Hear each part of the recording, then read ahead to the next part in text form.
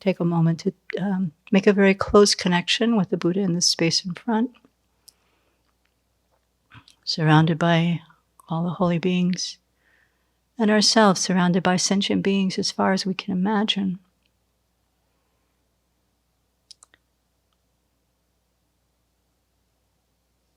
And rejoice to have this opportunity to, again, be in the presence, to really connect with the Buddha, Dharma, and Sangha, to reconnect with our aspiration and intention to benefit the living beings.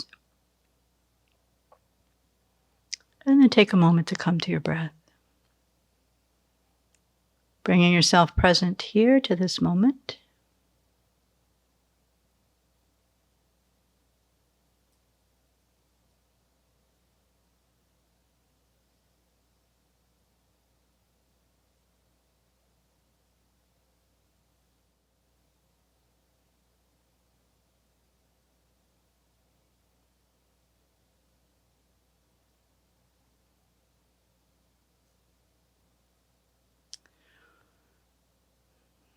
And to set our motivation to really just rejoice at this opportunity we have to practice.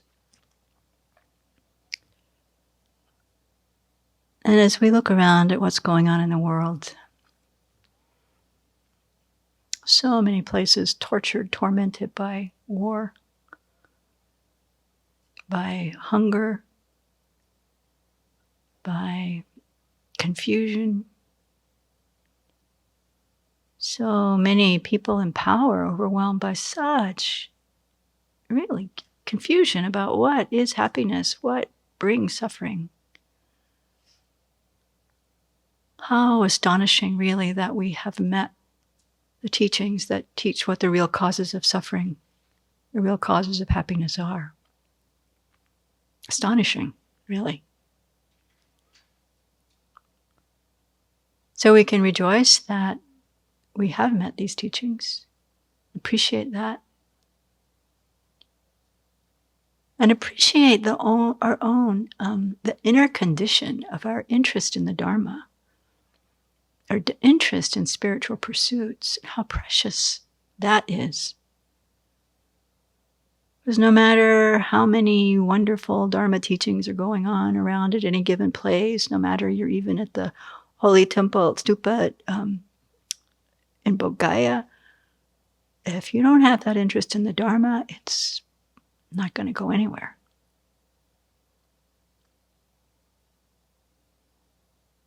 And so every single being, every single one has the potential to understand the nature of reality, has the potential to cultivate a heart of bodhicitta, has the potential to find this spiritual path, and progress completely to awakening. But not every being on the planet has that condition right now. Not just the planet, the universe, all space. But we do, for this one moment, for this little bit of time, for whatever we have in this life. So knowing that we have shared so much with every being through countless lifetimes, they've been our mothers, fathers, sisters, brothers, lovers, children, pets, everything to one another. And we live by their kindness even now, every day, day to day.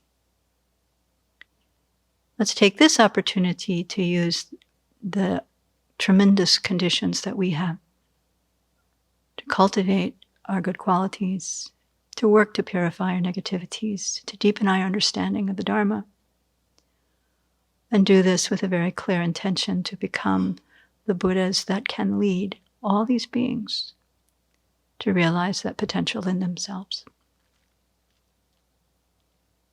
So we set that motivation.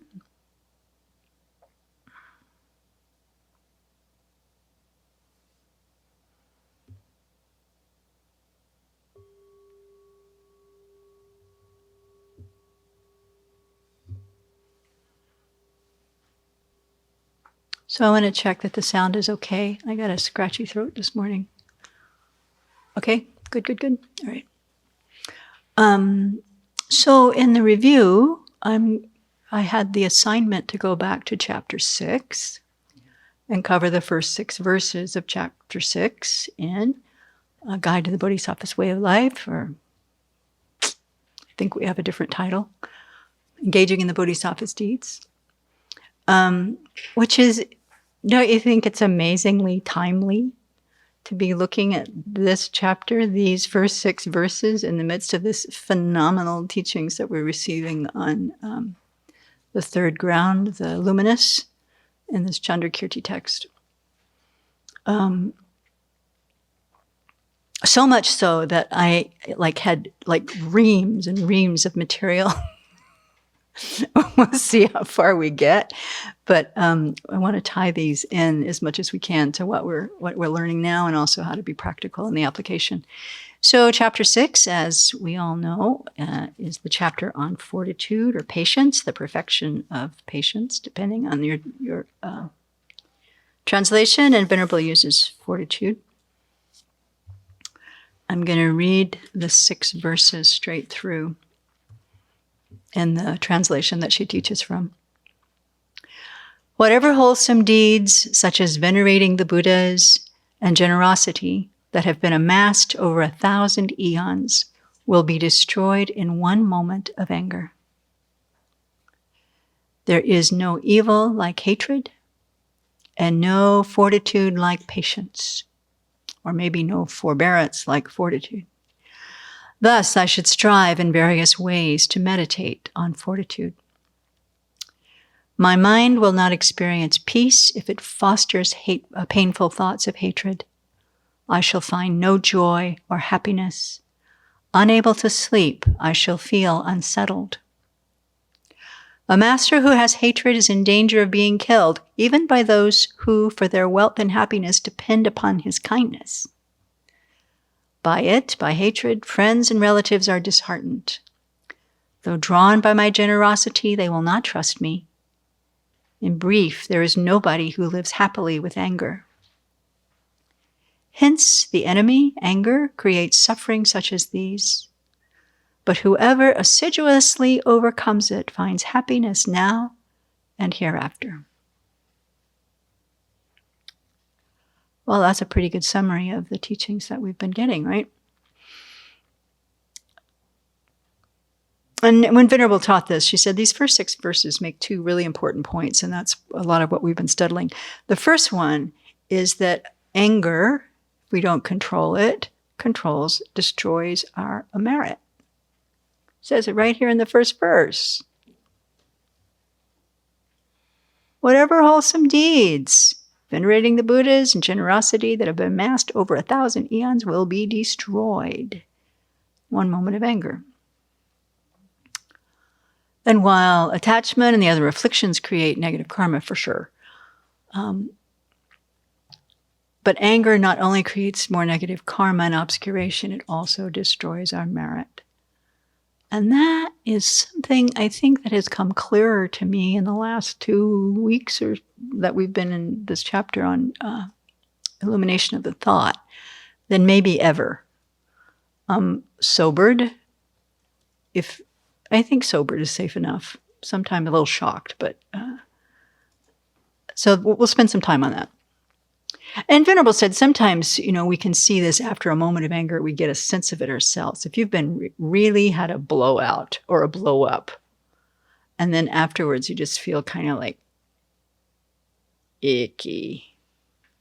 Partly there's the shame and the embarrassment of it too that comes with that, which is really not, it's not really real regret. I'm not sure. But there's also this feeling like, wow, I really have kind of burned my goodness. I really have gone against my own values when that kind of anger arises and takes us over. So it's a tiny little taste in real time of what we could imagine is, destroying eons of merit accumulated. I don't know. And for Venerable, she said that this particular point is one of the things that is one of the best antidotes for her, is the happiness of, quote, getting angry, the satisfaction of retaliating or, being justified and being righteous. Is that happiness worth destroying eons of merit? If we understand what merit is, and if we actually believe that this is true, which we have to get to, then it's absolutely not. If we don't spend much time thinking about what merit is, if we don't spend much time thinking about what the causes of suffering are, if we don't spend much time really thinking about how anger influences our mind and our future, well, no big deal. It's embarrassing. I hope they don't hate me. I'll go to make it up so that they'll like me better. The end. That's not what Shantideva is talking about. So we'll go into that. The other main point of these first verses is that fortitude is one of the principal antidotes. Do we have the verse that there is no austerity like fortitude? That's yeah. There is no austerity. There is no austerity like fortitude. It's austere because we're giving up the wish to retaliate. We're giving up the wish or the tendency or the habit to blame. We're giving up the tendency to strike back, to complain, even to criticize. So it's an austere practice. I mean, how easy is that? Given what we know, how we're trained, how we're brought up, and the seeds in our mind. It's austere. And again, as Venerable said, we don't see anger as our enemy, we see it as our friend. So there's four points I want to cover today, and I want to talk about this a little bit, because we've studied this. How many people have studied the mind and mental factors, studied anger, studied this chapter on patience, fortitude? We still have anger? Yeah, we do. And, we will for a long time. So that's just to own too. But the deeper and the more we get in our body and in our bones, what are the disadvantages of this? Why is this a problem? Aside from the fact that people don't like me, okay. I mean, for me, that's a big deal. But aside from that, what's the real damage here? If we don't delve super deeply into that and really integrate it into our whole belief system, our whole way of being, then we'll just tra-la-la and continue to create negative karma without much thought. And we don't want to do that. That's not why we're sitting here. It's not why we're sitting here. So what I want to look at today is to review what anger is, to look at its disadvantages, talk about that, to look at what are the virtues, what really is merit. I think we don't understand that so much from our perspective. I listened to Jolene, when Jolene Lee here was here, we did some video interviews about the Buddha Hall, and had her talk about her understanding of merit, which, she's brought up in a Buddhist culture. From day one, they know what merit is. And it's a very different view than the one that I was raised with. So let's talk about what merit is and what we're actually destroying. What are the conditions that help it arise? I want to try to cover. And then what are the antidotes that we can use right now? So Shantideva is going to have many verses that we're not reviewing today on that, but something to walk out of here with some practical, something we can learn from each other. So that's one I want to cover. But one of the things I want to address right off the bat is how our confusion about anger, I don't know if it's just cultural. I mean, I think, anger, everybody has it. Everybody. The seeds of anger are there. The definition, hatred or anger, and I actually want to ask Geshe Dadul, hatred and anger are two different words in Tibetan. Is that correct? Anger and hatred, these are English terms. Yes, they are. They're English terms. And they are used to represent two Tibetan terms which sound differently but are interchangeable. They mean the same thing. They mean the same thing. Okay. So anger and hatred can be interchangeable in English or not, depending on a person's perspective. Yes, in English, they are not interchangeable. Yeah. They are different things, but sometimes they mean the same thing, but sometimes they do not. Sometimes they So don't. that's why I was expressing my exception in using anger for this at all. Yeah. Do you think hatred's a better translation? Oh yeah, definitely. Okay, let's play with that today. Let's look at the term. Let's don't call it anger at all today. If we try it as hatred, it will take a different take altogether. Here, the Tibetan term itself is kongto, which is anger. It doesn't use the term shedang. That is the translation for hatred. But that's what I was saying. It's a matter of what we choose to translate it for. But it is kongto. But they are interchangeable In Tibetan. in the Lorik. In Lorik. Yeah, in the Lorik. Which then, so does that suggest then that the intention of both words is towards our understanding of hatred more than our understanding of anger? Is that correct? Pardon? So that if the Tibetan terms, the two Tibetan terms, lean more towards how we use hatred. Oh, yes. Yeah. Because even literally, both of them has something to do with coming from the very depth. Xian tangwa means to tangwa means to hate someone from the very depth of one's. Yeah. Toa is also the same, to resent someone or something from the very, very core of one's being. So for as mildly as we may think, oh, I don't hate them, I just don't want to sit in the same room with them. I don't hate them, I don't want to eat lunch with them. I don't hate them, I just don't like them. That's still coming from, no matter how much we try to dismiss it, the root of that is still something arising from our wish to harm and get away. Yeah? Is that accurate?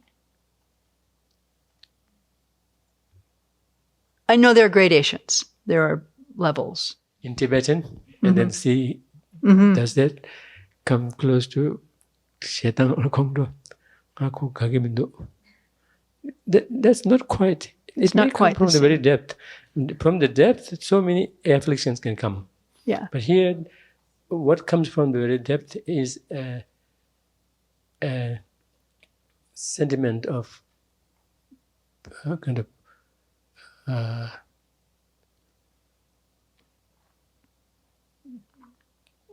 I think resentment. But not liking someone does have some element of resentment. It does. So it's very difficult to draw the line. Yeah. Very difficult to draw the line. That's very helpful. And I also neglected to say at the very beginning, which I meant to say, to bow to the fact that Geshe Dado is in the room and should be in the seat and not me. I know I have the job, but just to acknowledge that the teacher is really not giving the talk today. It's somebody filling in here. Okay. So that's the deck. I went to Geshe Japa Tekchuk's commentary on these just to get the definition. So let's look. He says, hatred, this is from the basic teaching, right? Hatred is a harmful attitude directed towards one of three objects: a sentient being, suffering in one's own continuum, or a phenomenon that is the source of suffering. Right? We all know this definition or some variation of it. So hatred easily arises against those sentient beings who we perceive as enemies. Now, enemies is also a heavy word. They're not really my enemy. I just don't like them. So it's a practical term used for those people that we perceive of having harmed in any way. It can also arise against personal suffering, such as ill health or any disturbance of our body. And hatred can arise against a thorn and so on for harming us. It can also arise against our computer for irritating us. 9 divisions of hatred, which we touched on this week. We can have our hatred directed toward an enemy that has harmed in the past, is harming now, or will harm me in the future. an enemy that has harmed, is harming, or will harm my friends or people who are dear to me, or something that has helped, is helping, or will help my enemy. Yeah. So not just directly harming me and mine, but also helping those that I perceive to have harmed me and mine. And Geshe Jumpa Tekchuk says, just as every teaching tells us, hatred is our worst enemy. Our own hatred causes us the most harm. And these two little short sentences, hatred is our worst enemy. Hatred causes us our own most harm.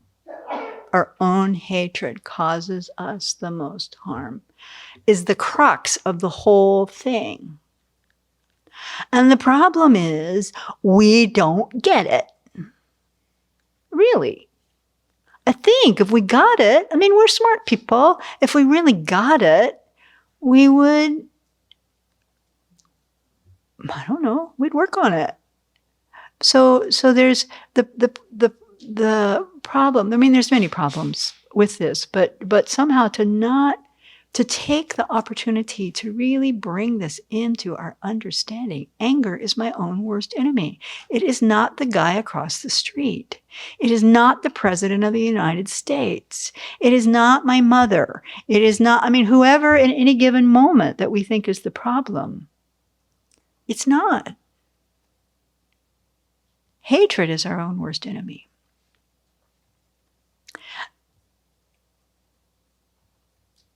So they say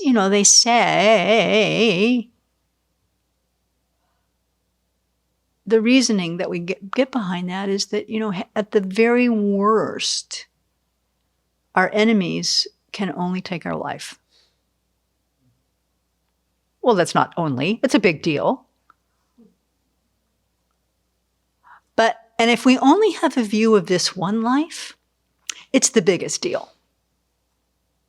If we only have the view that this life ends, when this life ends, that's it. Nothing goes forward, or I don't know what goes forward, or I can't think about what goes forward. It's too much to think about, blah, blah, blah, blah, blah. Then losing this life is absolutely the worst possible thing that could happen to me. And every single thing that threatens it in any single way justifies my anger. I need to protect myself. I need to defend myself. I need to defend my family, because losing a life is the worst possible thing that could happen. So if we don't have this long view that the Dharma gives us, that no, the continuity of consciousness cannot be destroyed. Ever. There is no end to the continuity of consciousness. And the hatred that I cultivate in response to someone who even wants to take this little short life, whatever this little short life actually is, will go with me for life after life after life after life. That's a big deal. And that's a big leap for us to have to make, I think. We do have to make it. But for us to really understand how deeply anger affects us now and in the future, I think that leap is something we have to go for. Geshe Jumpa Tekchuk, or Khyentse Jumpa Tekchuk, says a wonderful little thing. He says, we may superficially blame our troubles on karma.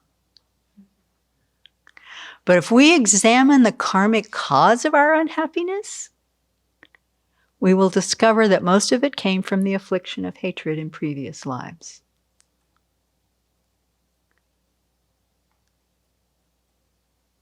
Yeshua? Did something to throw in? Yes, I just wanted to bring this topic up. We speak of Kongdo, but among the 20 secondary afflictions, yes, there are many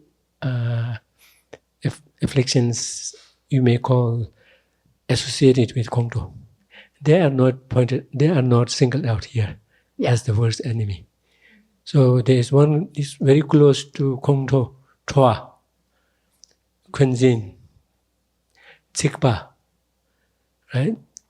Toa Kunzin chapter 6 to at least 2-3 are already there. They are not singled out. So it may also have something to do with the intensity of resentment. Why the others are in the secondary class and this one in the root class.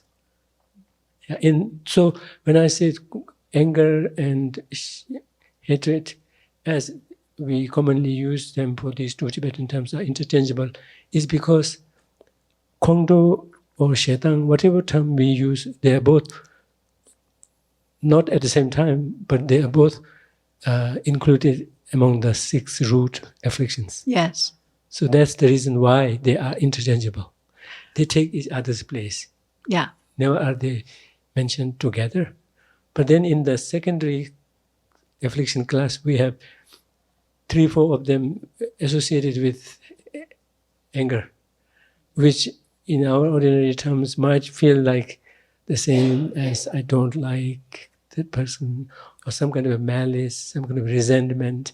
Mm-hmm. Those are counted among the secondary ones, not in the root one. And they are not counted to be this harmful. So that needs to be taken into consideration. So so the things like, there are different translations, but belligerence, spite, wrath, those. So the translations will differ. Yeah, the translations vary a lot. Yeah. But you were saying that those kind of different versions of anger are not the biggest enemy, or not the root cause? Yeah, they are like the spectrum. Like the spectrum, right? Yeah, spectrum of the anger, and not counted as anger, and not presented in the light of this destructiveness. So that's why it has something to do with intensity also, I think. Okay. So then, if I'm irritated, I'm not destroying roots of virtue? But if I have hatred, I am? Is that the conclusion we can draw from that, or no? It's difficult to say. I don't want to take myself off the hook. I just want to check. Yeah, it is difficult to say because it's almost like giving a sanction. Right? Go ahead to do that. But go ahead and do it a little. Got it. And then giving oneself full freedom to call something hatred or not. Yeah, and then, yeah. But that's not how the natural law works. Yes. So I think for our practice sake, we could look that all of it is springing from that root, non-virtue. And maybe to give the benefit of the doubt, give them some role in not the same kind of destructiveness, but some destruction at the very least, because of association. Yeah. And that way we'll be cautious about all of them. Yeah. Irrespective of whether we call them hatred or not. That's very good. That's very good. Yes, Venerable Jigme.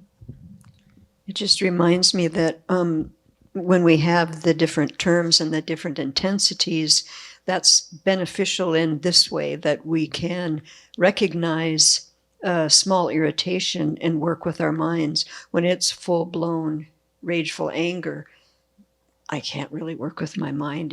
On the moment. Yeah.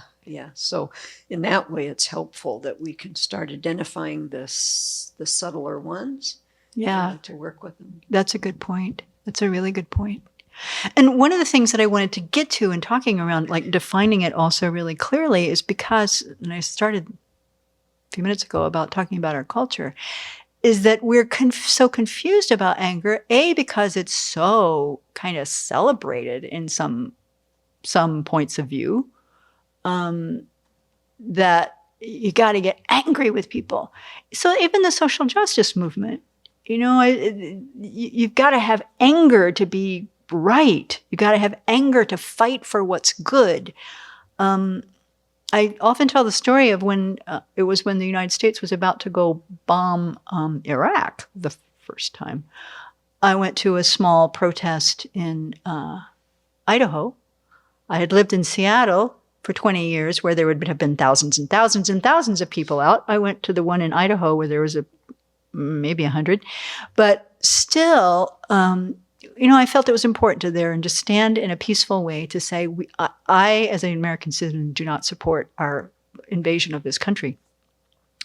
And yet the speakers started one by one by one, riling up about how negative, how wrong the administration was, to the point that by the second speaker, I said, I have to go. I cannot be here. There's so much hate being fomented for a cause that I believe in. And I think we probably all had that experience of being in a state where we see that it's so easy for anger and hatred to arise, even for a, quote, a good cause. And that's a part of the culture that most of us grew up in. So we have this bit. We also have the thing where in many households, children are not allowed to be angry. So what happens? You get smacked across the head, or you get whopped with a belt, or you get sent to your room, or you get put into a corner, or depending on how progressive your parents are, you just have to talk about your feelings. But they're all punishment in some way, right? So you're punished for having anger. And often we hear these teachings about how destructive anger is, and we immediately go to how bad and wrong I am. I am an evil person. Anger is evil when it arises in me. And that is also a misconception that from the get-go, as we explore this today, I want to name and talk about why that's not so. Because Shantideva says later in this chapter, these verses I have studied so intensely, where he says, no one wishes to be angry. Anger spontaneously arises. It is a conditioned phenomenon. It is not because the person, and he doesn't say this, I'm saying, it is not because we're evil that anger arises, although many of us learn that as children. That thought that anger is evil is a misconception. Does not mean that anger is okay. It means I'm not an evil person for having it. It means that it is a conditioned phenomenon that arises due to the causes that I want us to get to today, triggered by those causes, the main one being the fact that we have the seed of anger in us until we eliminate it with the wisdom realizing emptiness way down the path. So it is right natural, quote. It is kind of normal, quote. But it's not our friend. And it being a conditioned phenomenon means that we can condition it out. We can change that conditioning slowly, slowly, slowly over time. And by applying antidotes that whittle at it bit by bit by bit by bit. And in part, that's by looking at what are the 6 factors that cause the arising of the afflictions and working with those, really addressing those one by one by one by one. I love this quote too that Khensur Tekchuk said, for this reason, Kadampa lamas say that ordinary beings seek shelter from their enemies to avoid suffering.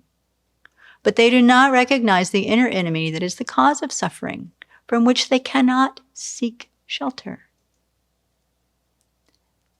They said it is amazing that we avoid and kill our external enemies, but we make no attempt to harm the enemy within. So it is this conditioning, that's what we can change, to harm the enemy within, not to harm ourselves, not to hate ourselves, but to see that we have this condition, and we also have the conditions that help us change our minds. We can learn to do it differently, and that's what the antidotes are all about. So the first antidote that Shantideva mentions, should have brought found the other book. Do you have it? Yeah.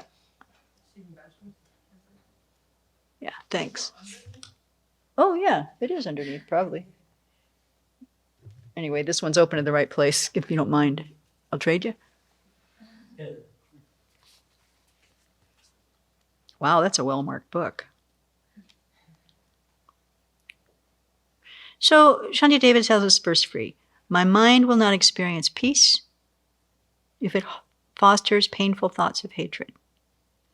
I shall find no joy or happiness. Unable to sleep, I shall feel unsettled. That's what these other verses are about, the disadvantages. A master who has hatred is in danger of being killed, even by those for whom their wealth and happiness depend on his kindness. So no matter how much you're giving to the people around you, if you're angry, they're going to not like you. By it, friends and relatives are disheartened. Though drawn by my generosity, they will not trust me. In brief, there is nobody who lives happily with anger. Now, those are disadvantages right off the bat, right? Your mind is in turmoil, yes or no? And the longer you let it run, the more turmoil you're in. Your stomach gets upset. You want to throw up, like that.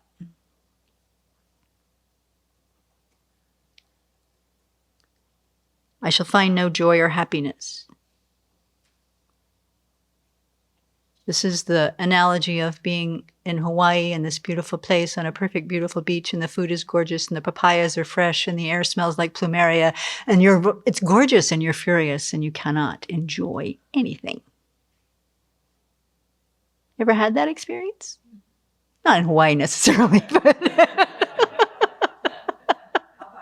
how about here? Yes. Yeah. It's true. No matter what wonderful thing might, bring excitement or joy or whatever, even being in the presence of holy beings, we can be furious, right? Furious. And none of that positive energy can come in. Unable to sleep. Ever been awake half the night? All night? Mostly tossed, turned due to anger.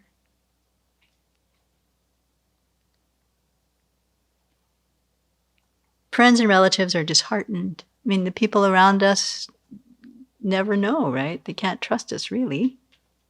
Ever had that experience?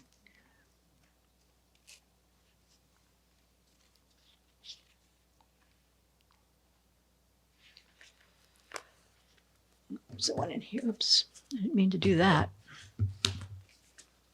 This is a verse, the Garlander Birth Stories. When your complexion is spoiled by the fire of anger, you cannot look good, though adorned with jewelry. I mean, if we want to look good, we're ugly. Our faces get twisted. Mine gets red. That's really embarrassing. Ugly. You may sleep on a good bed, but your mind suffers the sharp pains of anger. You forget to achieve goals beneficial to yourself. Is that true? Tell me a story about that. What does that mean? You forget to achieve goals beneficial to yourself when we're angry. I can think of some situations in my former professional life where I was theoretically collaborating with others, but, differences in opinions arose, and I was just so angry at them. And there were times that I was probably yelling in meetings. And what comes to mind is that idea of burning bridges, that these are people that at the time I thought I was going to keep working with for quite some time, people who were senior to me. And so that notion of, if they think they can't work with me anymore, if they don't want anything to do with me, that's going to be harmful for me in a professional context. And it was my anger leading to that. Yeah, thanks. That's a good example. Anybody have a Dharma example on the top of their mind, too?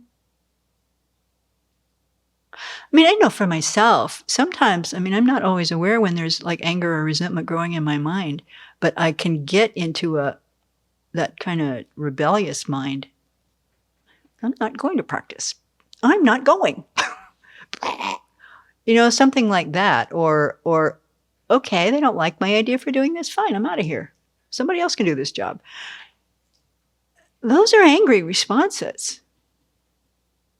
Those are definitely angry responses, and they do not forward my beneficial goals that are beneficial to myself.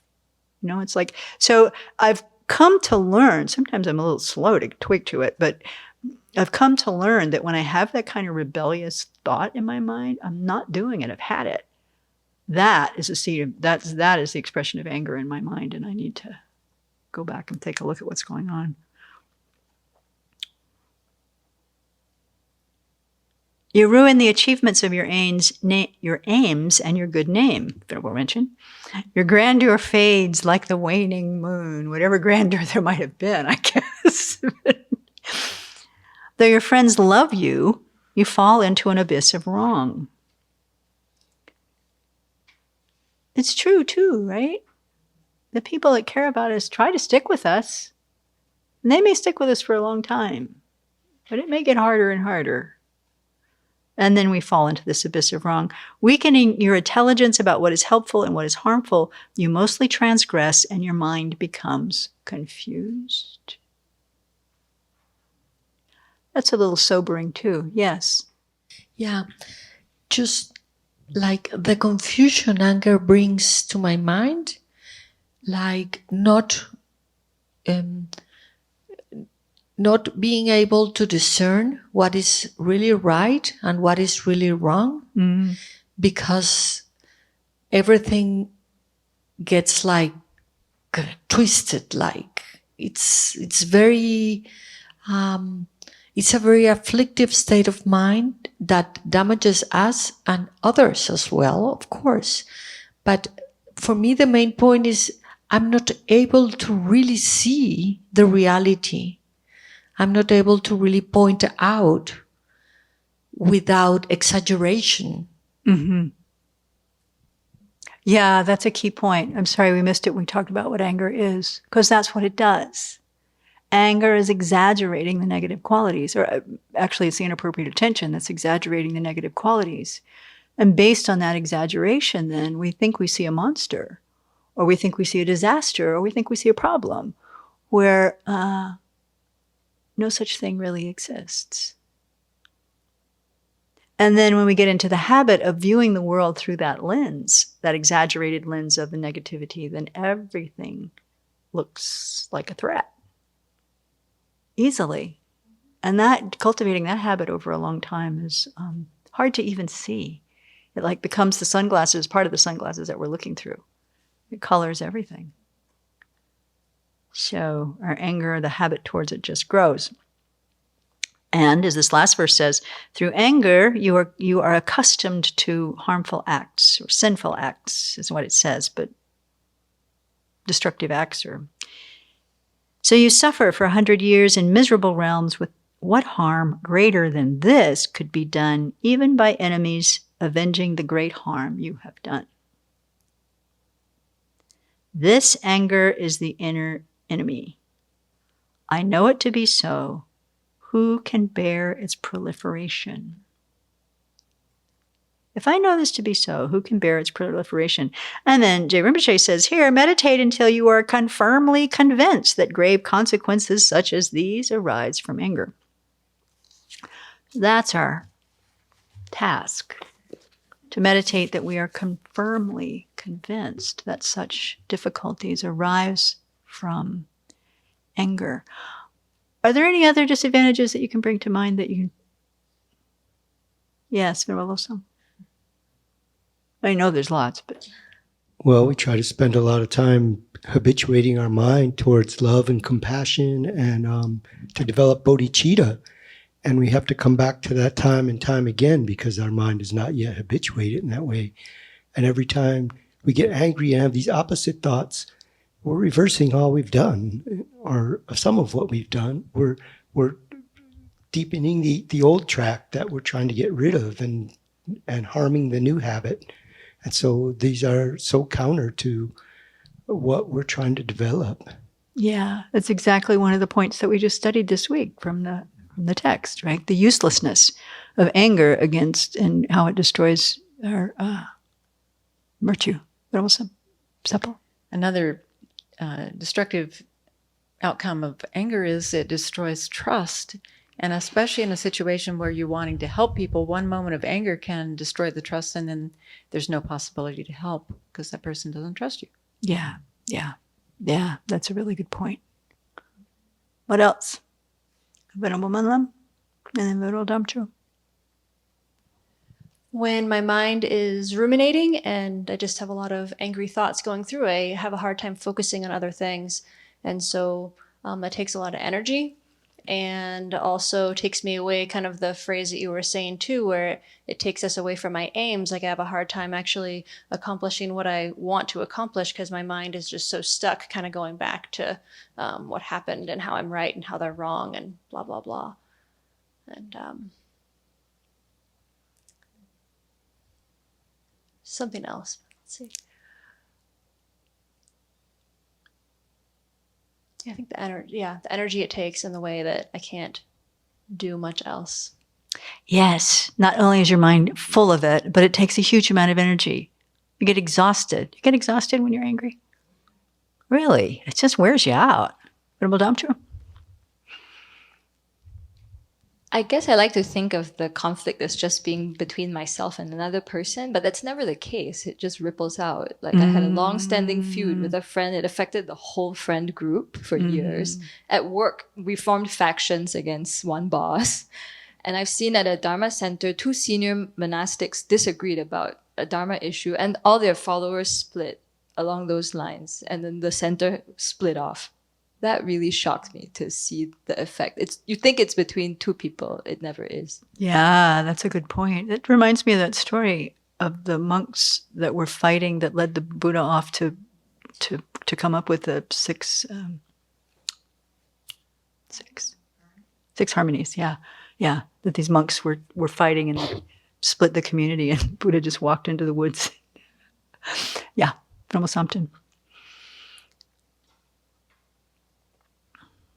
That we all are in a sphere of influence, and so we're demonstrating how to deal with problems by being angry. So we're teaching others around us, whether we know it or not, this is how you deal with a problem, which is drastic for children, for any age group. Yeah, that's true too. It's true. Yeah, this is what I was going to Venerable's list in her guided meditations. What is the effect of your actions on others is one of the things to examine. She also talks about, do we communicate effectively when we're angry? Oh, duh. It's so, you'd think I would learn by now, but no. Keep your mouth shut. Not only that, but sometimes the anger makes your mind very sharp. So you think you see it very clearly and you can tell it very, very well. That's a wrong conception, but that's the appearance at that moment. Everybody else have that trick? Yeah. Yeah. So she says too in the guided meditations that the lamrims that we probably have all done, but it's good to look at underneath the anger, is there hurt, fear, or sadness, because anger makes us feel powerful. When inside we are powerless. So it's a great cover and a great destroyer. Whereas if we can cultivate the introspective awareness that can catch what the underlying feeling is, then we don't have to put on this, quote, protective armor of anger. But we also have to,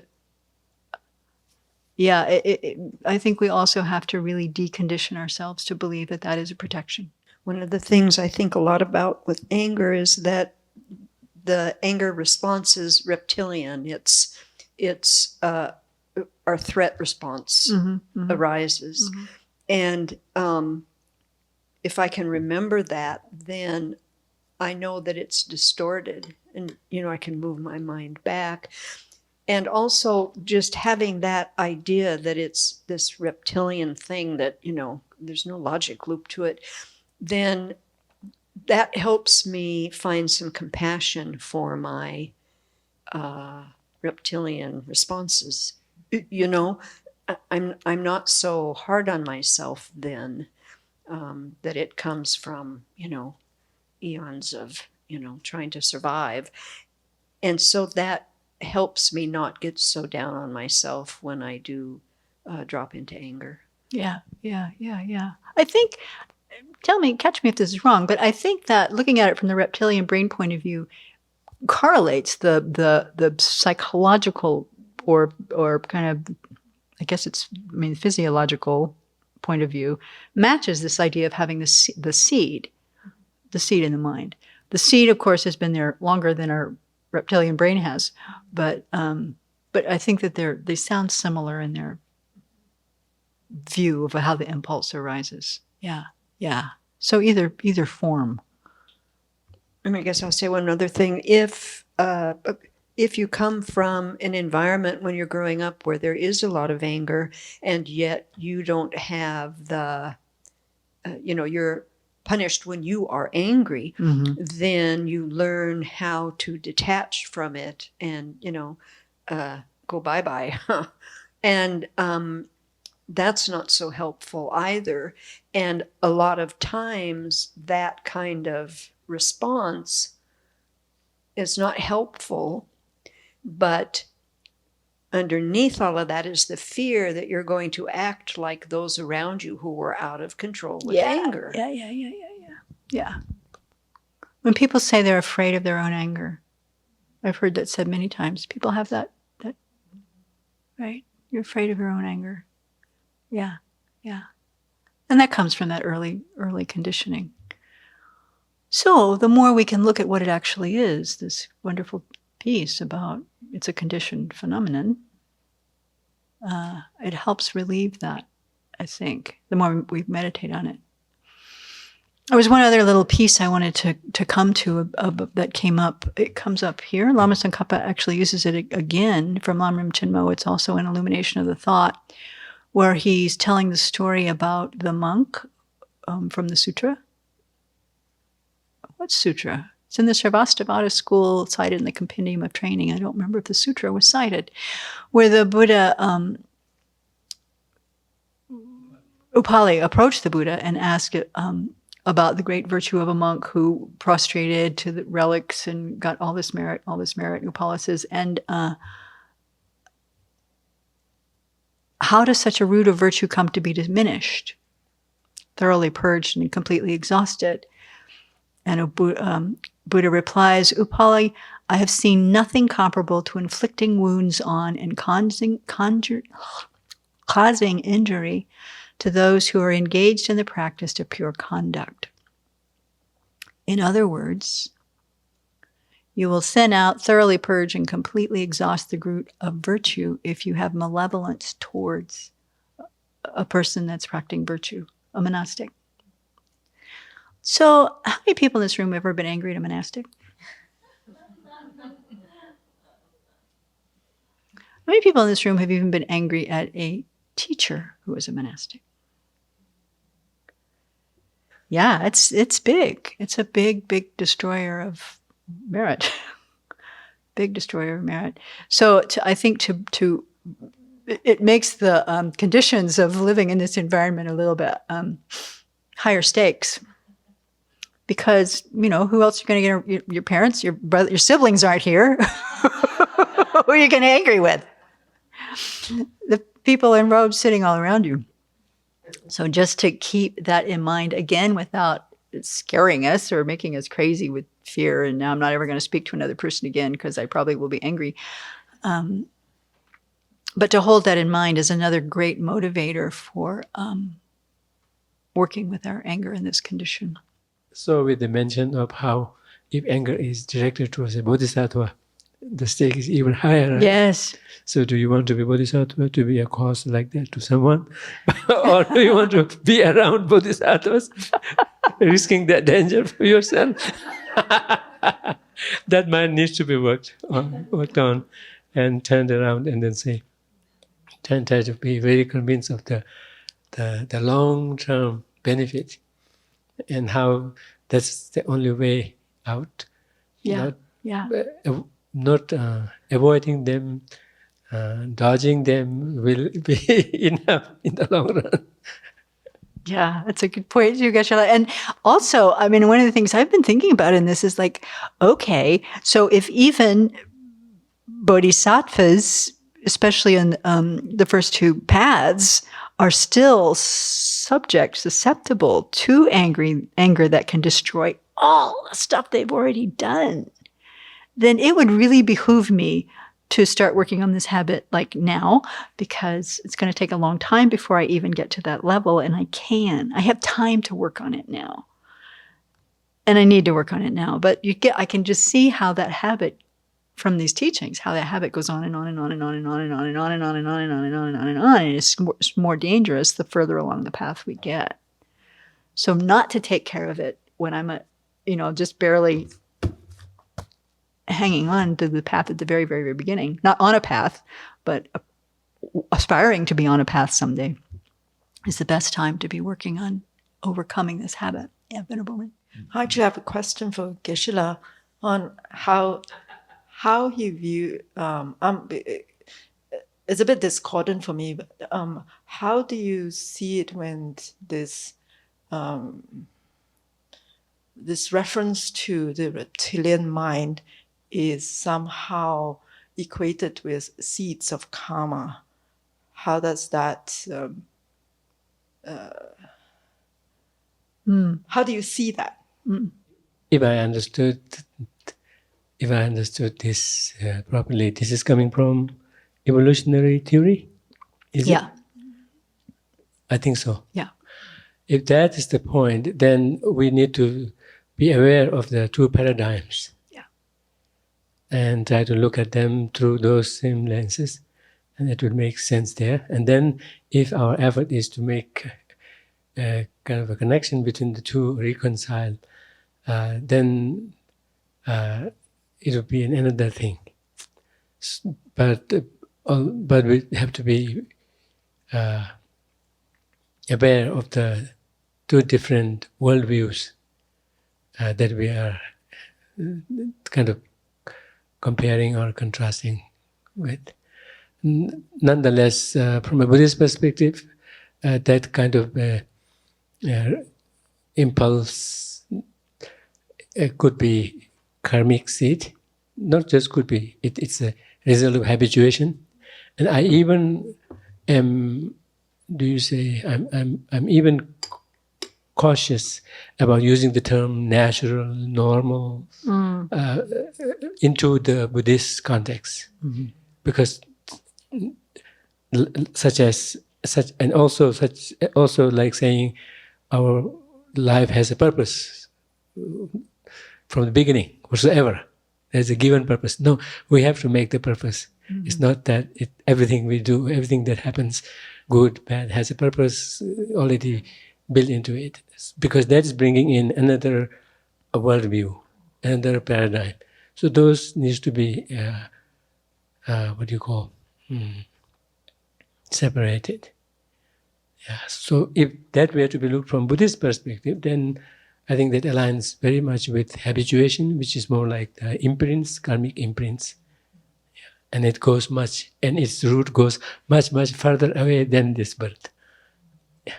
Like that. But in this context of the destructiveness of hatred, as heavy as it has really felt, the first few sessions of teachings was not that enjoyable. And particularly with Geshe-la, and insisting that this is the moment. It is speaking of moment of something, which I would still ask him for a reliable citation. Because here, in the translation here, it says, in the very first stanza, the translation here sticks to the Tibetan in terms of using the term, choosing the term anger for the first stanza and hatred for the second. Mm-hmm. This itself is a testimony that they are the same thing. And that's so even in the Tibetan also. But we have heard that in connection with dedication, that it is very, very important to dedicate our merit, whatever we have done, as soon as we can, so that it can be kept away from the reaches of the anger, like that. But then, didn't we come across in the illumination that even merits conjoined with bodhicitta would not be completely destroyed, but eroded. Yes. Right? Yeah. Yeah, eroded was the term used there. So I'm struggling still. I was resorting to bodhicitta to the best I could. Of course, one has to come up with genuine bodhicitta, and that may make a big difference in kind of creating a safety net around our virtues, so that the anger cannot get into it. So that needs to be looked into together with this, so that we could get some sense of what can be done, even here and now, to the best we can. Yeah. Yeah. Thank you. Thank you. Thank you. Did that solve your qualm? No. Okay. Because I want to say I didn't want to correlate them that they are the same, but that if you're thinking about how anger arises, if your paradigm is to see it in one way, that is spontaneous in the same way that from a different paradigm, it also arises as a condition. They're both conditioned. They're both conditioned phenomenon, actually. Okay. So I lost my place, but I wanted to talk about merit just a little bit, because I think so that we understand what it is that we're destroying. Because if we don't really have a good sense of that, then, it's not such a terrible deal. Or is that clear for everybody? Maybe we don't need to go there because I'm running out of time. Yes, no, it's not clear. It is clear. Not clear. Okay. So what are virtues? What will be destroyed? When it said your virtues will be destroyed, I went to Samsara Nirvana Buddha Nature to get the authoritative voice on this. So she says, or he says, Holiness says, in general, virtuous karma and merit are synonymous. We know that, yeah? In the context of samsara, they are actions that have the ability to bring favorable results. Calling an action virtuous or meritorious emphasizes that it is psychologically healthy and ethically irreproachable. In terms of spiritual progress, virtuous actions enrich the mind. They establish the foundation for generating the realizations and the excellent qualities of the arhats, bodhisattvas, and buddhas.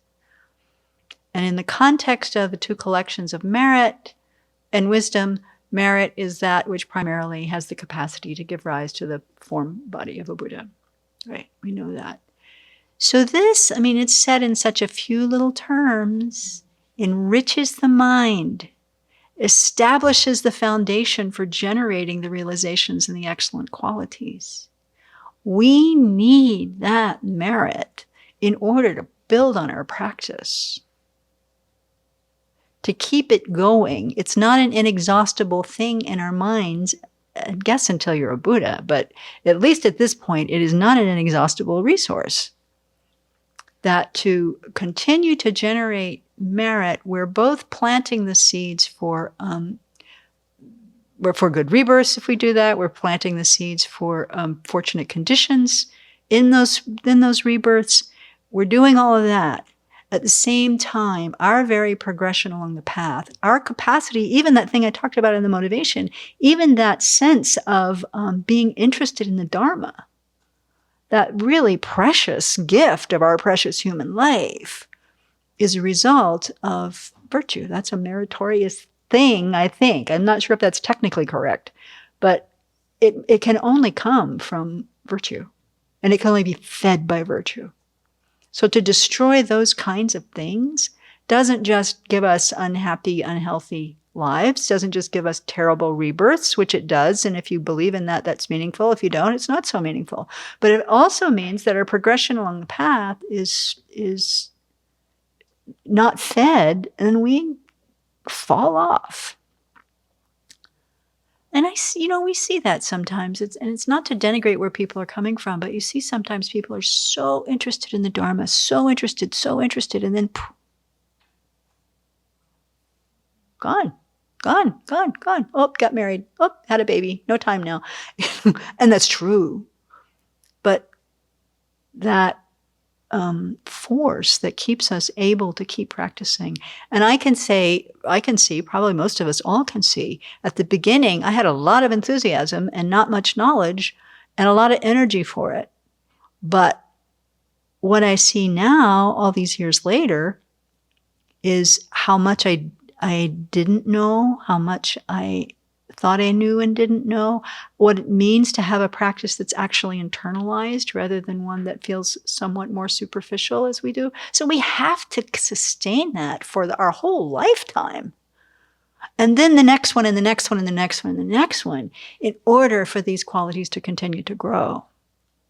That's what we're destroying when anger comes up.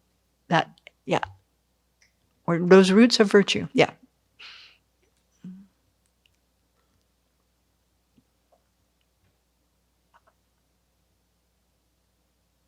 So it has been discussed what is anger, the seeds of anger, the toxic effects of anger. But I don't think it has been discussed what do we do when anger arises? What are the counteraction for anger? And that's what we're going to do actually now. Oh, sorry. That's okay. No. It's on my list. It's on my list. I wanted to go through these 6 things that cause the anger to arise. So I'm going to run through them super quickly, and then we'll get to the antidotes because we're running out of time. Yeah. Hopefully I'm not alone in having difficulty with hearing those teachings about how one moment of anger destroys eons worth of merit. It seems a bit extreme. But the way you just described how we continue to progress along the path, it sort of makes more sense, because once we start going away from a positive direction, we just keep going down that path. So it's not like all your merit gets destroyed in that one instant, like it evaporates, but rather you are setting yourself in a trajectory that will just take you farther and farther away. And in that way, that's how your merit gets destroyed. You know, you might go to the lower realms and then you can't get out. And then, so that's helpful how you framed it. Thank you. Yeah, good. I don't know that for sure that's what that one instant thing's. I think Geshe-la's going to help us with that. But that is definitely a way that our anger erodes our virtue. And all the afflictions, actually. Yeah, actually, I forgot to mention. I just quoted the translation here where it chooses to call one moment of anger, whereas in Tibetan, the original also says kongdo-chik, one anger. It doesn't necessarily say moment. And also in the commentary also it says kongdo-chiki, one anger. So it is one instance or one episode, but not necessarily one very moment. Moments within one stretch of anger like that. Yeah. But at the same time, the destructiveness of anger or hatred is very much stressed by the Buddha. Yeah. It is singled out like no other afflictions. So much so that in Dhammapad, I think I quoted that, Dhammapad, there is an episode where Ananda, was it Ananda? Yeah, I think it is Ananda who asks Buddha, what is the difference in the teachings that he gives and those given by the previous Buddhas? What is the essential difference? And to which Buddha responds by saying 3 stanzas. The first one is, do not commit evil, non-virtuous actions. Yeah. And then the next, do not perform only virtuous ones. Yeah, perform only virtuous ones, tame your mind. This is the teaching of the Buddha. And then the second one immediately follows. The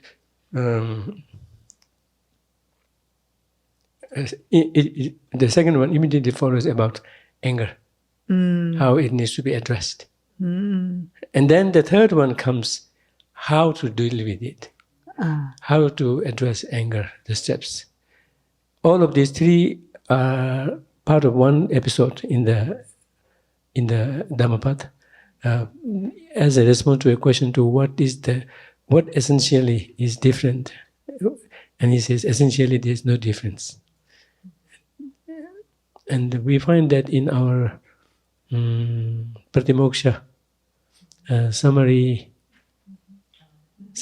and dedication, where all three of them come out of 7 ascribed to different Buddhas. Yeah, thank you. It's true. So, how many verses are in there in this chapter? 134? There are 134 antidotes. I mean, every one of them is an antidote to anger. But quickly, just to look at the afflictions, why all afflictions manifest in the mind. And they are, when we say they're conditioned phenomena, they have a combination of circumstances that are responsible for bringing them. And there are 6 that are identified as the most prominent. They're not the only causes either. But the first is the latencies or the seeds of the afflictions that are in the mind beginninglessly. Since they have not been eradicated from the root, their latencies are in our mind stream, and they can give rise to manifest afflictions at any time. So that's one. Second is contact with the object, so that we know our afflictions go crazy from our sense consciousness contacts. Eyes, ears, nose, touch. From our own experience, they run rampant when we're near certain objects or certain people. So that contact is one of the, I won't go into them in detail. Detrimental influences is one of the other factors, like wrong friends, people who influence us, news, well, the next one is media, okay. Parents, children, how we're raised even. What we learned from our families can be factors that influence how these afflictions arise. The fourth one is verbal stimulation, or things like media, books, TV, internet, radios, watching the news, and so forth.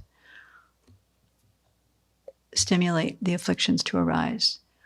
5, habitual ways of thinking and habitual emotions. So this is really an internal check of what are our emotional mental habits.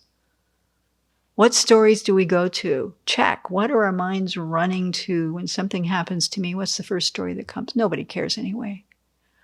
Oh, something just happened. They never liked me in the first place. Something just happened. I'm all alone. Oh, I'm no good. Whatever we have this story that comes up. These are mental habits. None of them is true. Not one of them is true. And we have these mental habits that arise that feed our conceptualization, so we feel sorry for ourselves, or anger can arise from that. And then in this inappropriate attention that I mentioned before, this misinterpretation of events, that's where the exaggeration for the attractiveness of good qualities in the case of attachment, and the exaggeration of the negative qualities in the case of anger or hatred, that makes a big story out of things. So learning really to watch very carefully what our minds are doing, and this winter retreat is going to be so helpful in watching. We're doing the 4 establishments of mindfulness as our winter retreat. So we'll do mindfulness on the body for sure, but also learning to pay attention to our feelings. When a negative or an unpleasant feeling arises, what's our immediate habitual response to that? How do we begin to see what that arising of that, especially those uncomfortable feelings, feel like? Or what do we do when a pleasant feeling arises? What's the habit that makes us fall? And what's the story we start to tell? When does the exaggeration start to kick in? We start to really meditate on watching these things in our minds, and then looking at the mind itself, and then the phenomena that arises. The way the Venerable taught it would be looking at the mental factors that are present. So this will help us tremendously in working with these things. So finally, I only have a few minutes left, and I ask people to tell us what are the quick on-the-spot antidotes that you use, so that we can answer Claudia's question before we go a little bit. There are many, and the main thing is they all have to be applied. That's sort of step one. They have to be applied. So as we said, Shantideva, Virtue said this thing of thinking about, is this losing my virtue over? Now that we've thought about that, we can see how, for her, someone who has thought about this a lot, just realizing I'm angry, is this worth losing all my merit over? It never is. And that for her stops. Asking myself where the harm is. So that's kind of addressing the sixth of those causes. What, am I actually being harmed right now? Oftentimes the answer is no. Yeah, good. That's a good one. For me, it's paying attention to what my body is telling me. So when I start to get irritated, it goes into the gut. I feel the gut tighten, and so I pay attention to that, and that gets me internal instead of external. Because if I stay external, then things erupt and come out, and it's not good. Yeah, yeah. Sometimes trying to recognize the exaggeration, that most things that we think are a big deal are not a big deal. And if I'm holding something as a big deal when I'm upset, just recognizing that I don't want to be angry. I need to turn my mind, and this is not a big deal. And just trying to let go of it that way. A couple things. One is, if I can remember to think, this person wants happiness, they do not want suffering, and these are conditions that are arising, causes and conditions. That's one thing. And then another verse that comes to my mind often is from Transforming Problems by Lama Zopa Rinpoche, where he talks about no matter, even if someone is harming you, that doesn't mean that I have to get angry in response. I can still hold a loving heart, and that really, at moments can really help. Just becoming extremely aware that everything falls away and all that's there is this big I. So the sense of self is so strong when I get angry that I stop caring about anything but what's right there in front with this big sense of self. The person leaves, the situation disappears. So it's a reality check on who's involved here. So how do you trigger that reality check? Well, I mean, everything just disappears. There's that tightness in the chest, a little bit like Venerable Jigme. There's definitely a physiological heaviness, solidity, tightness, hurt in the center of my chest. And then that's why, and then I have to just stop what I'm doing. Do you recognize that? Yeah. Yeah, okay. Right now, hit the pause button. Yeah. Venerable Thubten. This advice came from Venerable Children, so of course it's wise.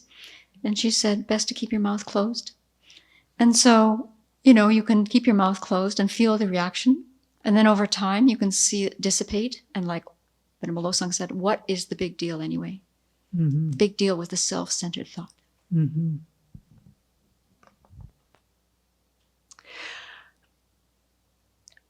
This morning in the motivation that Venerable Lamsa led also on this topic, she quoted what Venerable Sangye Kadro had said last night, that one of the, and Venerable Sangye Kadro was citing one of the main antidotes that we use against anger is to cultivate loving kindness.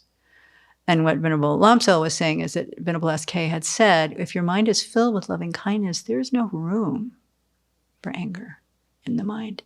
So what I have come to learn about antidotes in my lifetime, in my Dharma practice lifetime, is I used to think that antidotes were something that you put on like, you put Bactine on your scrape, or you spray when you do something, then you put the medicine on real quick so that you get better. It took me a long time to realize that the antidote really means that you practice when you're not in the throes of the affliction. So cultivating a loving mind, doing a daily practice of loving kindness, doing a daily doing a daily practice of going through how to develop these minds of patience or fortitude, really working with seeing, this person, may you be happy, may you be free from suffering. They want to be happy, they want to be free from suffering, May they be happy. May they be free from suffering. May I cause them happiness. May I be able to free them from their suffering in the long term. So that if that's like the way of thinking in your mind all the time, then these conditions for anger to arise are way less. And I know that many of us have tried it. And I know I have noticed when I'm really on it, that really works. And when I back off and go, now I'm going to go meditate on something else. So it has to be maintained over time. So all of these antidotes, so over time too, there really are dozens in this book and in other places. Working with anger, I didn't bring, but I consulted in preparing for this too. Is such a fabulous book on how to apply these. And the bottom line is they must be applied. We have to practice them. And so, my wish today was that for us to really look at kind of more deeply refreshing the fact that anger has no other function than to make us not abide in happiness and to meet with suffering in the future. And when we know that, we have to know that in order to want to overcome it. And to the extent that we really have internalized that, then we'll practice to overcome it. If we still kind of think, well, it's kind of okay, or, this one wasn't too bad, we'll have a more lackadaisical attitude about it. We'll have a lackadaisical practice of fortitude in response to it. And I also just want to say finally that we're not talking about the other two kinds of fortitude, but if we look at fortitude and we look at what we've been learning from this chapter on the luminous in the illumination of the intent, we can see that the strength of mind to in an ordinary life, just to be of benefit and to bear with the sufferings of cyclic existence, the strength of mind that this quality of fortitude brings seems like so amazing and such a reducer in our suffering right off the bat. It's kind of practically immediate. And then for the long term, to be able to do what a bodhisattva to become a bodhisattva, and then to be able to do what a bodhisattva must do and is now compelled to do, the more we're habituated to that motivation, that this quality of fortitude just gives us the strength. Talking about donning the armor, that is the armor. And doing the practices, the six perfections all along carries us straight to Buddhahood. So its value is just kind of immeasurable. And its opposite, anger, is simply to be overcome. That's all there is to it. Bottom line.